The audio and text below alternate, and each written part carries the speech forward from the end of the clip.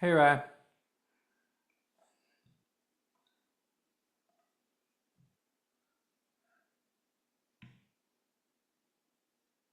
Hello.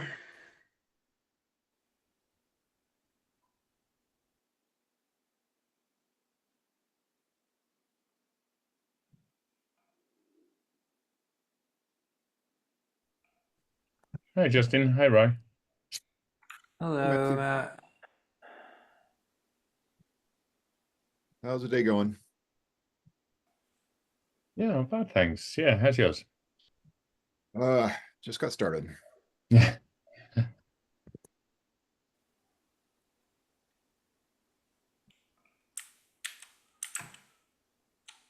right, the rest of my team is on the way. They have a meeting that's running over.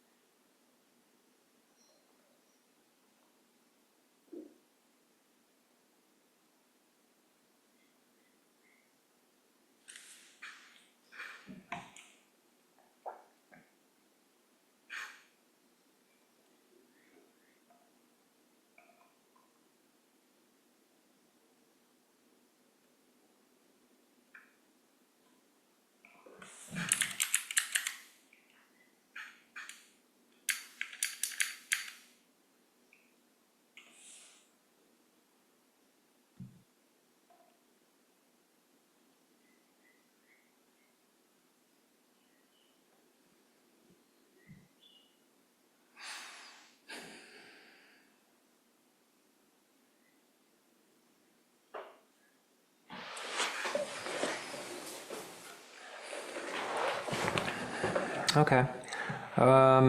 We can get started.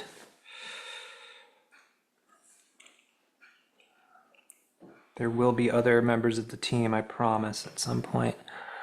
Hello everyone. Welcome to the Besu contributor call. Today is May 13th, 2025. I'm Justin Florentine with the Besu team. A bit of housekeeping in advance of the meeting. Our antitrust notice is in effect and available on our wiki page. This meeting is being recorded, transcribed, and machine summarized, so please mute unless you're speaking. And if you have a question, use the raise hand feature, and we'll make sure you get into the conversation. The agenda for today, Fusaka planning, Pectra shipped. Fusaka's coming up next. We'll talk about that. The sunset plan, we are approaching the middle of 2025 and the sunset plan is in effect. We are going to start removing stuff that has been deprecated for some time. We have an update from Besu on using QBFT in a modular fashion. That's exciting. Matt, if you would like some time to talk about the institutional backlog, that's been penciled in for you. If you don't need it, we can skip it. And the project charter, we have, it's listed on the agenda, but we actually don't have any updates on it. It is currently in legal's hands over here on the consensus side. We have been talking about things that need to just be clarified, and we're still waiting on feedback from them. So let me ping some folks real quick. And then we'll get started from the top. We can talk about Fusaka planning.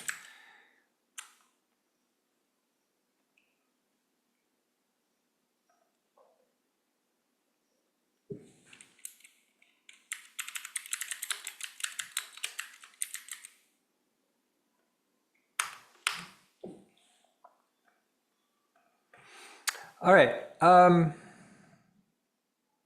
Yeah, I don't have anything to share, but thank you, Rai. So Fusaka, Pectra shipped last week. It was activated uneventfully. Things went well. So that was pretty exciting. We have jumped right into working on Fusaka nearly immediately. This means that Besu has some work to do for PureDOS, which is the flagship feature of Fusaka. EOF has been removed from Fusaka. And so right now we are looking at the next 2 weeks to have our PureDOS implementation done. There are two issues outstanding. One for converting from full proofs to cell proofs on transactions that are being propagated across the network. And the other is a new version of the get blobs endpoint of the engine API. We expect those to be implemented within the next 2 weeks for participation on the next PureDOS DevNet. And then in addition to that, there are some changes to the mod exp opcode. And once those are in, we'll be ready for Fusaka DevNet 0.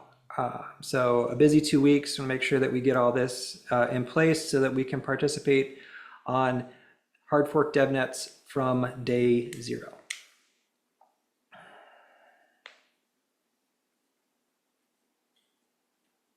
Any questions, comments, or concerns?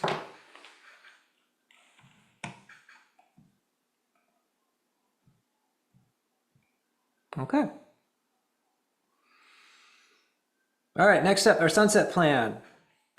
You know what, let me find that. But in the meantime, I think one of the first places that we would like to start in removing things from Besu, per our roadmap, is proof of work. Yes, absolutely, Matthew. We can discuss that as well. There are 2 PRs in flight, one from Besu, one from myself, that start the process of removing proof of work. I don't know if anybody has any questions or concerns on this initiative in general. Now would be a great time to bring them up.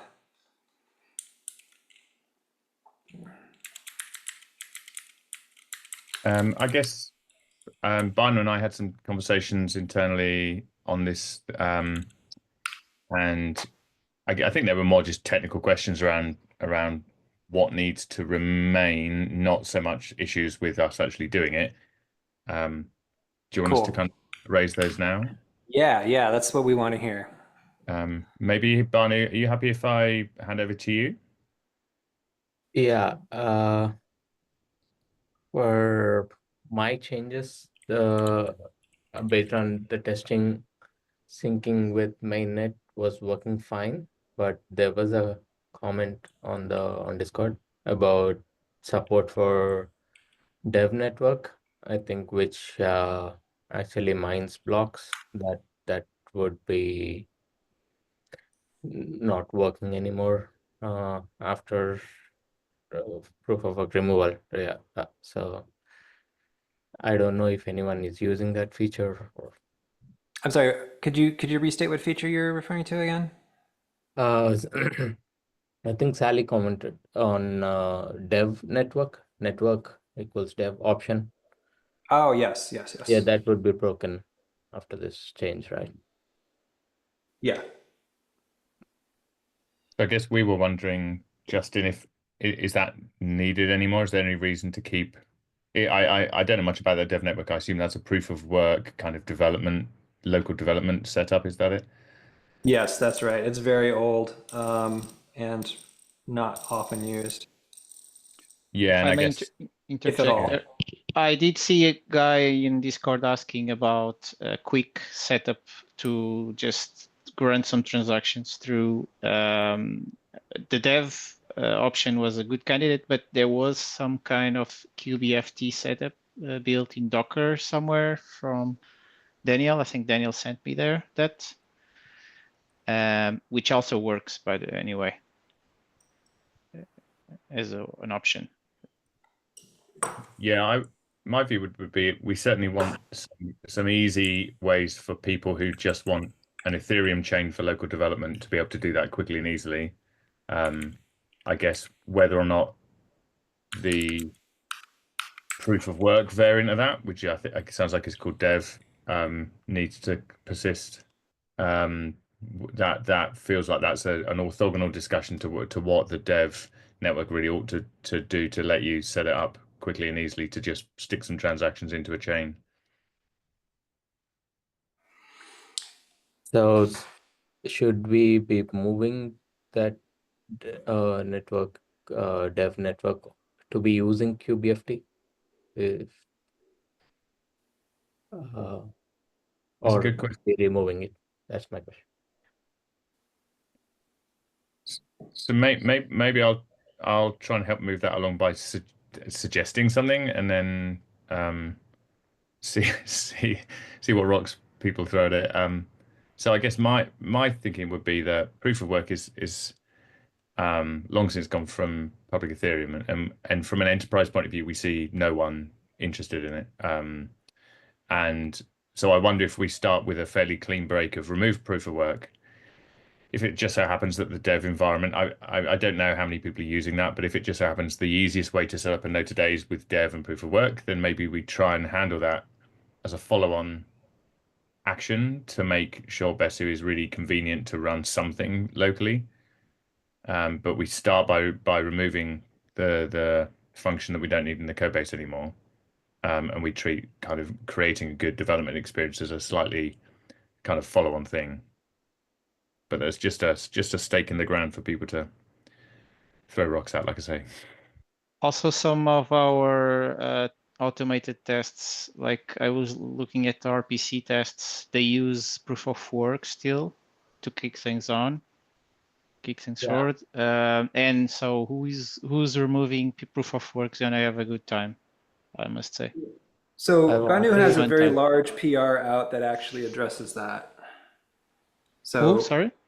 Banu's got a big PR. There's Banu. two PRs that are in flight that are addressing the removal of proof of work, and that is covered by Banu's, I believe. I do like the idea of just removing the dev network altogether and then directing people towards using kurtosis. Or if we do see value in recreating something that's as convenient to use as the dev network, perhaps we can do that. But we have very limited resources right now, so I don't know that I think that that's a primary feature that we want to use developer time on, when we could maybe replace it with just some good documentation, right? So like if we could get even somebody from the community, or someone to write down, here's how to use kurtosis as a developer, like here's how your developer workflow can start, and get people into it instead of just saying, oh, just start Besu in dev mode and run it in your IDE. This would be probably a little bit more complicated, but also not a thing that we have to maintain or use developer time for. But I agree, but it has to be like a Docker image for easy setup, because otherwise people, if they are gonna set up that themselves, they won't. They might not do it. There was a guy that was comparing, I think it was Anvil, that you can do that. You can create a local dev setup and just go get on with things. And yeah, so he was looking for the same thing in Besu that you could do. Yeah, and I think kurtosis is the way to do that right now. Yeah.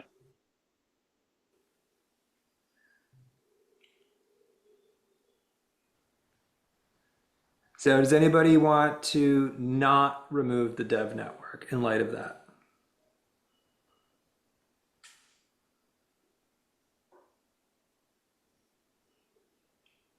Okay. Removing the dev network. What's next? Benny, did you have anything else other than that particular feature that showed up as a proof of work concern? No, as far as the QBFT tests go, yeah, I've modified the ATs that use proof of work to QBFT, and we added them as a new set of tests for now. So to make sure there won't be any regressions of the changes. So they're running now. Yeah. Cool. Thanks. Cool. All right. Next up, sunset phase. Matt, you had some things you wanted to talk about with regard to privacy. Would you like the floor? Thanks. Yeah. It's just a kind of I guess a reminder for everyone that there's a PR up I think it's even might be approved now, and will remove all support for private transactions and tester integration. That is due to go any moment. I think there was a suggestion from Sally that there was going to be one more release post the Petra release, and then probably main would be open up for these kind of bigger PRs. This is like a 400 file PR, mainly delete, but quite a lot of modifiers as well. So I guess it's a heads up that that's going to merge soon, and we've outlined the testing we've done in the PR. So Sally's synced with main successfully. We've been running it fine in enterprise setups, but just awareness. It's quite a big PR. And in terms of documentation, again, Sally was just asking about what the plan is for documentation. I think at the moment we're now in a mode where we only have docs on the Besu site for the latest release. So when privacy goes and when the docs are removed for that, there won't be a hosted version of the docs that talk about all the Tesla features, all the private transaction features. We don't. I think in Kaleido we don't see that as a blocker for it going in, and we are going to look at options for whether if we need to host that in the future, just checking that the options available in that are documented in the wiki kind of work for hosting the docs. But we don't see the docs as being a blocker for this because we don't see many people using this now anyway. But yeah, so that was just a little recap of that. Hopefully going soon, and obviously it'd be good to get that in soon because some of the other big PRs around archive they need merging. And the more, in a way, the more code we get out of the code base, the sooner the better. Yeah, sure. So I think that's pretty awesome. All we would really want to do for the documentation is make sure that there's a tag somewhere that's like current state, right? So if folks want to run an older version of Besu that has privacy in it, they have the documentation that corresponds with it. So Yeah. the way that we're building it right now is a bit not friendly to having multiple revisions. And so I think what we would want to do is just give people a clear fork point where they could fork the documentation repository as of pre-privacy removal and then generate the documentation there. Yeah, that's fine. I mean, in some respects, that could potentially be whatever the latest release of Besu is as of now. Yeah. Do you want me to kind of add something into the PR description just as a pointer for anyone who's looking for those in the future? I think that's a fine idea. Yeah, can't hurt. Yeah, I'll do that.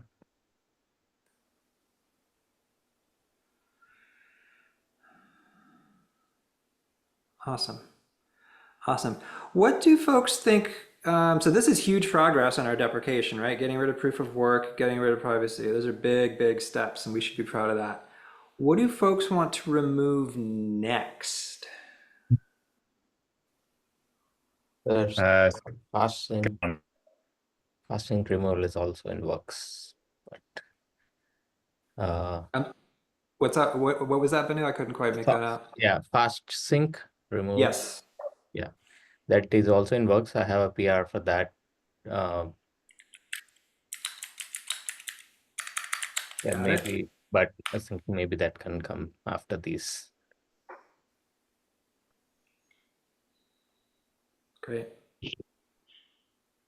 I guess in some respects that will be one of the easy ones. There's no need for there's no kind of backwards compatibility support of the proof of work. I guess has a bit of that.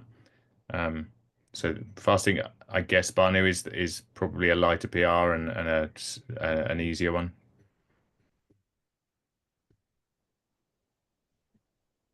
Awesome. So I'll reach out to other client teams just to get their see where they're at as well. Not because there's any need to coordinate. This is totally fine, but I'm just curious. So we think that we could have fast sync out of there probably by the end of the summer. I think that's a reasonable suggestion. Yeah.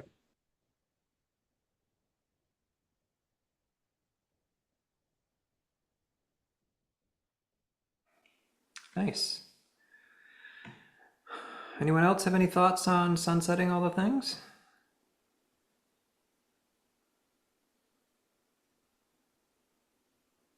Good. Well, this will keep us busy for a bit. Banu, would you like some time to talk about modularity of QBFT? Yeah. All right, take it away, friend. Sure. Uh, as of now, it's more like a heads up. So I've started digging into it, and I see that there are a lot of. So the idea is to move BFT to a plugin, right? So a lot of BFT classes currently inherit the core classes. So I'm trying to shift that into composition, like add interfaces to plugin API wherever needed and update BFT classes. So that would extend the plugin API bit. Yeah, I just trying to do that without moving all the BFT to a plugin in place. So we should be able to work with small changes at a time, a few classes at a time. So I'll share a PR soon on the contributors channel with a kind of a first example, and hope the pattern should be fine.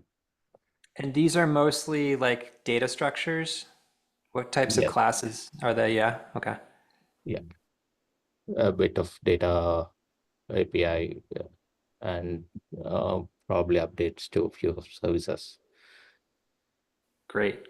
Great. Yes. Thank you for that. Coupling is a real problem in the Besu code base, and this will help.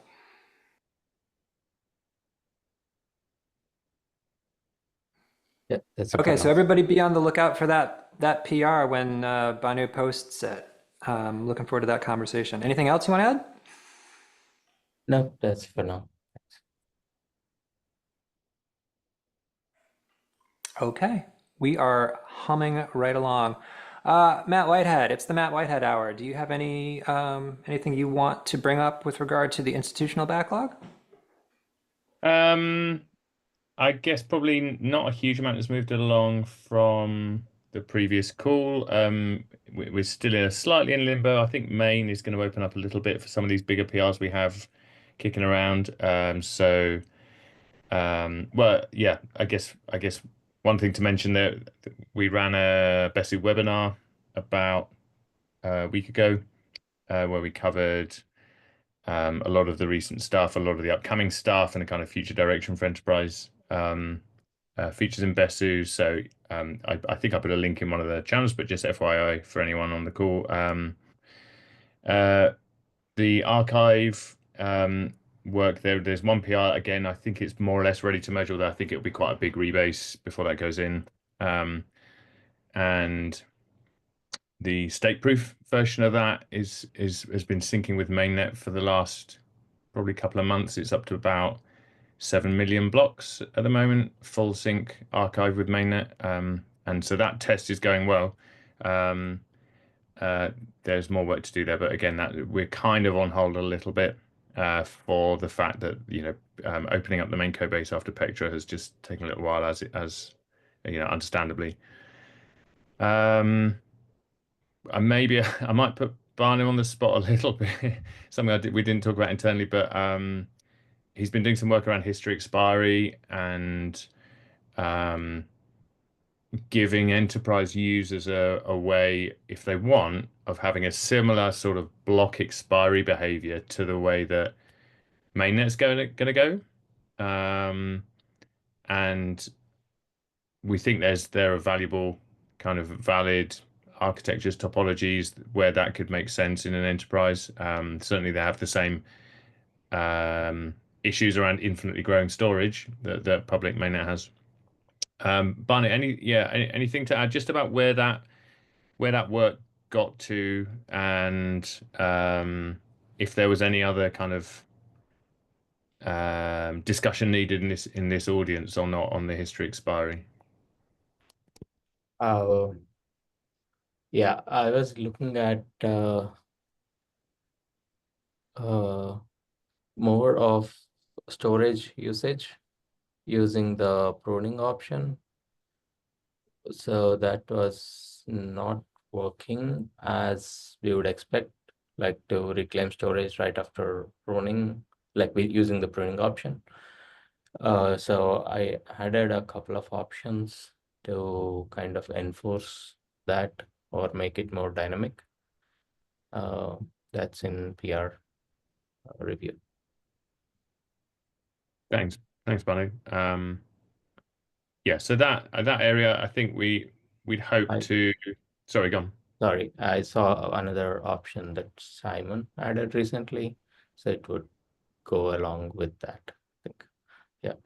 Okay. All these options together should help with that. Yeah, so some of this was Besu options to say I don't want this stuff, and a lot of the other stuff, I think, correct me if I'm wrong, Banu, was RocksDB configuration to say, when I decide I don't want stuff, please,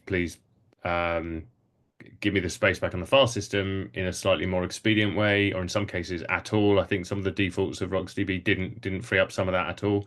Is that reasonably accurate description? Right. Yes. Yeah, Simon we ran into that too on our side. Yeah. I know exactly Cool. what you're talking about. Yeah. Simon added the garbage collection option, so that along with the compaction period and the other one to being able to set interval between cleanups. All this should make that reclaim faster. Great. Thank you, Banu. Yeah, sorry for putting you on the spot on that one. Yeah, I mean, this is all generally just things where we want. Our experience with enterprise users is they quite like dials and knobs and buttons and switches that allow them to have pretty granular control around this node is going to work like this and this one's going to work like this, and I can create a topology that's exactly how I like. And I think this is an area where we're going to find people asking, how should I decide how much storage to have where in my enterprise blockchain? And I think this is a really valuable area to give them some of that control, and to let them create some of those topologies. And then the last thing I'll mention is, which has just slipped my mind, and I had it a second ago, which will come back to it. Oh, QBFT validator peering. And again, this is kind of about letting enterprise users create a topology they want. Barney's been looking at allowing you to configure a non-validator in QBFT to pass on to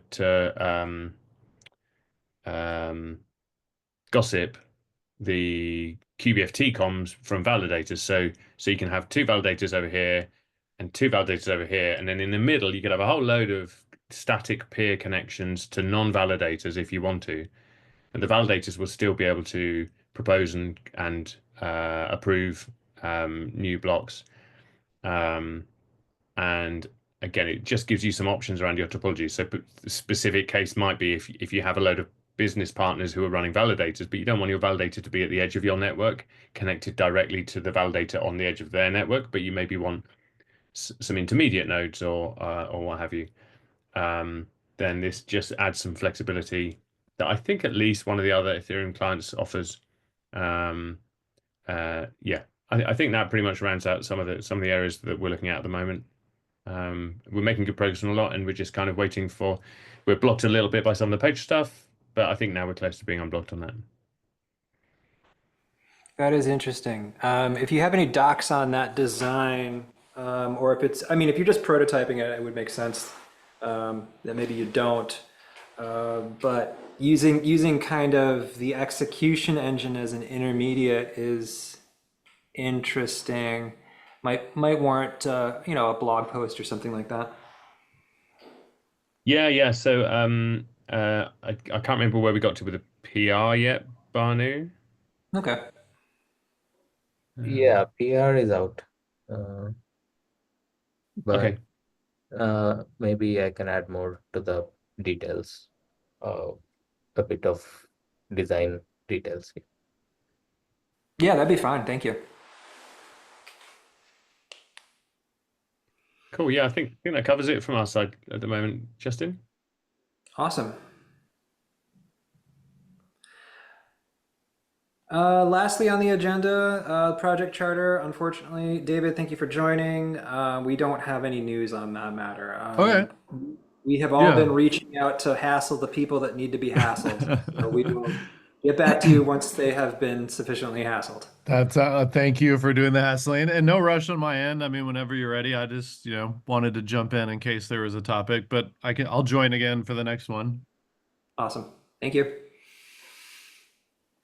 Does anybody else have anything they would like to discuss? The floor is yours. Matt, what do you got, bud? Hey, sorry, yeah, just one thing came to mind.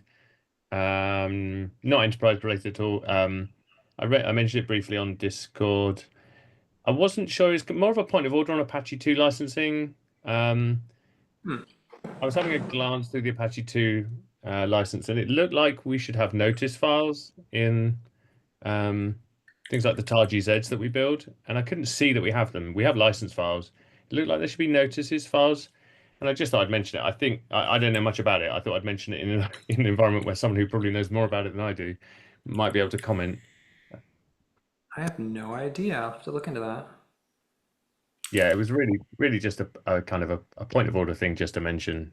That's kind of funny Yeah. because it came up in another project earlier this week. Someone noticed it. So Aha. So is that a yes, we probably ought to have one, right? that is not a position or a statement of anything. It's just, it's weird that it happened twice, and it's weird that it happened twice in 2 days after not hearing for it for the last 8 years. So I know as much as you know, which Okay. is, so I'm not offering advice. I will have to see. Sure. So there's something in the zeitgeist that has people examining the Apache 2 license that has triggered this. Yeah, neither I are lawyers, but if you want us to ask a lawyer, we can. It's all good. We'll take a look, see what we're missing, and figure out whether or, we'll handle it. There's no reason not to be compliant if it's a compliancy thing. All right, great. Nice catch, Matt. Yeah, no worries. Yeah. Okay, anyone else?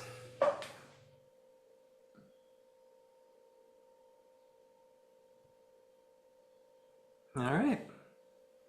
Well, you can have the balance of your time back. Thank you for joining, and we'll see you next time. Thanks, all. Have a good one. Thank you. Cheers, Vic. Take care. Okay.